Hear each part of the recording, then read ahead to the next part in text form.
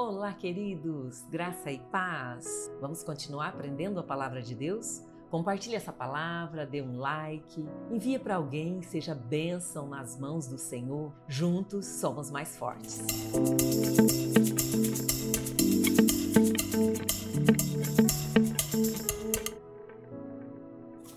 Nós vamos estar falando agora, nesse dia, sobre mais 3 porções da palavra de Deus. Vou estar falando Juízes, capítulo 9, Jó 38, Atos, capítulo 18.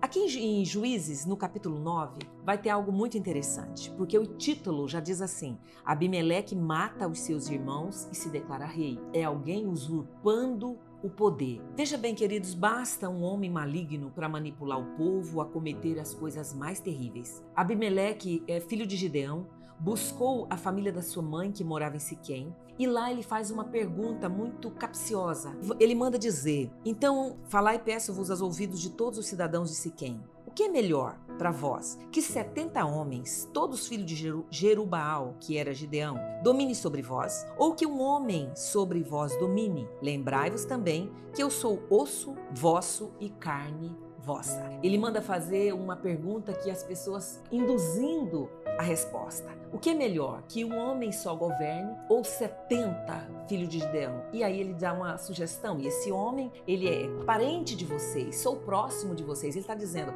vocês serão meus amigos, vocês vão ter benefícios. Então Abimeleque, quem ele era? Ele era filho de uma concubina. Sendo filho, mais na frente a gente vai ver que ele é filho de uma escrava. Sendo filho de escrava, ele não ia ter direito à herança.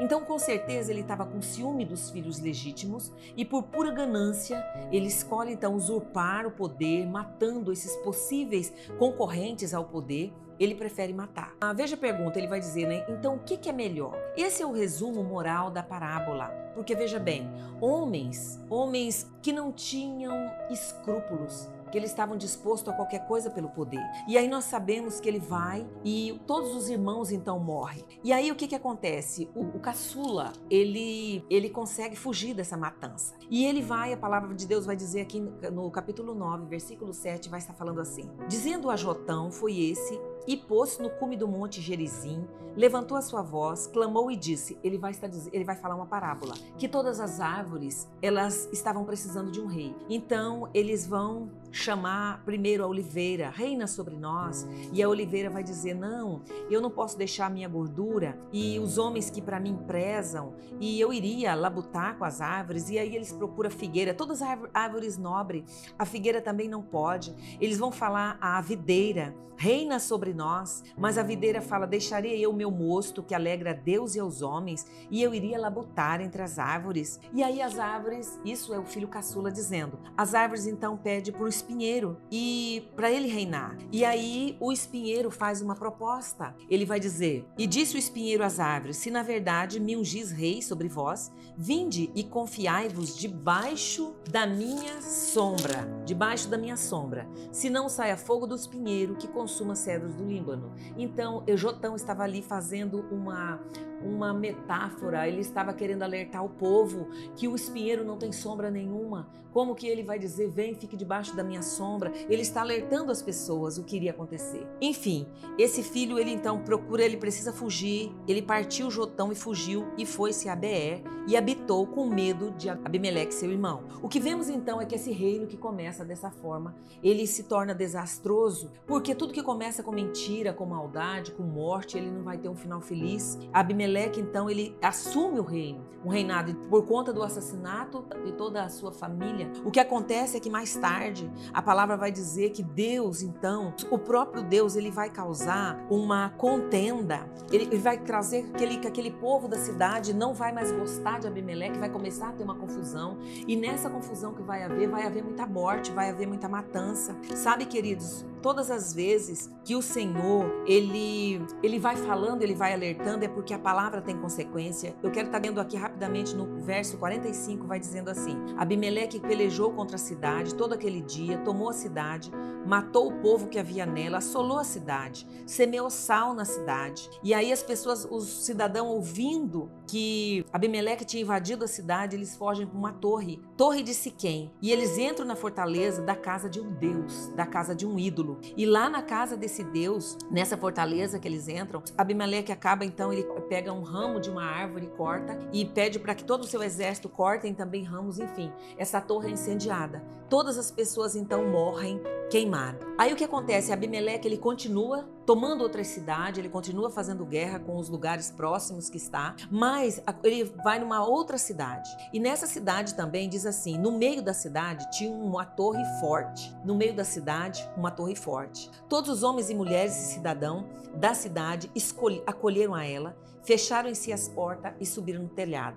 Abimeleque, que já havia matado muitas pessoas endiando uma torre, ele já vem repetir a mesma estratégia. Ele vem até a torre, ele combateu, chegou até a porta para queimar. Mas preste atenção no que aconteceu. Uma mulher lançou um pedaço de uma mó, que é uma pedra de moinho, sobre a cabeça de Abimeleque, quebrou-lhe o crânio. Uma mulher que nessa época elas não tinham direitos, elas não eram reconhecidas, mas ela toma uma atitude. Com aquilo que ela tem na mão, ela destrói o inimigo. Sabe, queridos, o Senhor quer nos ensinar. O Senhor quer nos ensinar aqui a caminhar por princípios, porque do jeito que Jotão falou, vai sair fogo do espinheiro que vai consumir. Foi isso que acabou acontecendo. Um homem que sem princípio, um homem maligno, ele pode destruir uma família, uma cidade e uma nação inteira. Vamos agora para Jó, no capítulo 38. E o capítulo 38 de Jó é algo tremendamente impactante, porque aqui vai estar falando o seguinte: Deus responde a Jó e Deus mostra a sua grandeza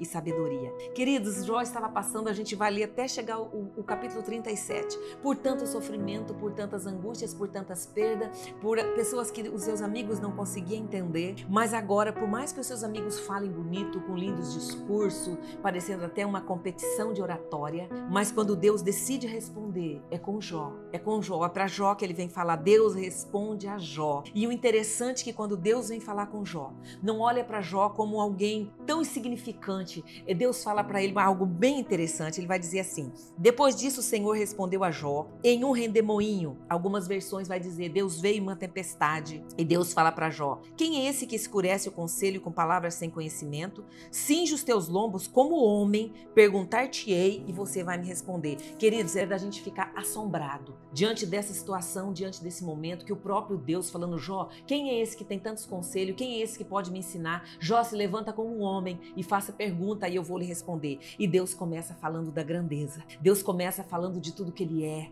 Deus começa falando: Jó, aonde você estava? Aonde você estava quando eu fundei a terra? Faze-me saber se tu tens inteligência. Quem pôs as medidas? Tu sabes. Quem estendeu sobre ela o cordel? Deus vai dizer da tua grandeza. Deus vai falar da sua onisciência. Deus vai dizer de tudo que ele fez. De modo, queridos, que quando chega aqui no capítulo 41, o Senhor ainda está falando: quem prepara para os corvos o alimento, quando os seus pintinhos gritam a Deus e andam vagueando por não terem o que comer. Esse Deus, a palavra de Deus diz assim: prepara-te, ó Israel, para te encontrares com o teu Deus. É esse Deus falando: Jó, você achou que tinha tanto argumento, você estava passando por tanta situação, você estava realmente passando por uma situação difícil, mas Jó, as coisas são muito mais amplas. Jó, você sabe a dimensão da terra. Jó, você não vai entender tudo. Não tem como caber em você, é grandeza. Mas eu estou aqui para falar contigo. Queridos, vamos para Atos 18. Nós vemos o amor e a paixão do apóstolo Paulo com a pregação do evangelho.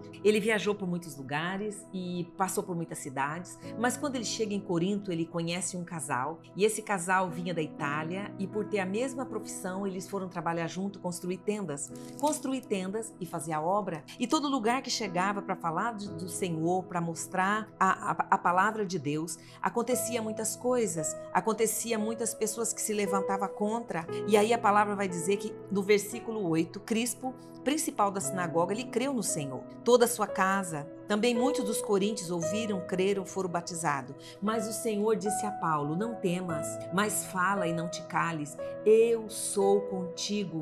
Ninguém lançará a mão de ti para te fazer mal, pois eu tenho muito povo nessa cidade. Paulo, eu tenho muitas pessoas para tocar o coração, para falar com elas. Não tenha medo. E nós sabemos, quando vamos lendo aqui, que o apóstolo Paulo, mesmo se comparecendo diante de pessoas que eram contra a palavra de de Deus, porque a palavra de Deus vai dizer que ele fica 6 meses ensinando entre eles a palavra, e sendo Gaio procônsul de Acaia, levantaram-se judeus concordemente contra Paulo e levaram ao tribunal. E aí Paulo passa por uma luta muito grande e, mesmo com tantas dificuldades, Paulo nunca se omitiu de servir ao Senhor, de ser bênção. A palavra de Deus diz que Paulo, em todos os momentos, o Senhor falava, trabalhando na vida dele. Queridos, todas as vezes que nós ouvimos a voz de Deus, decidimos andar nos caminhos do Senhor, Ele vai ministrar em nosso coração.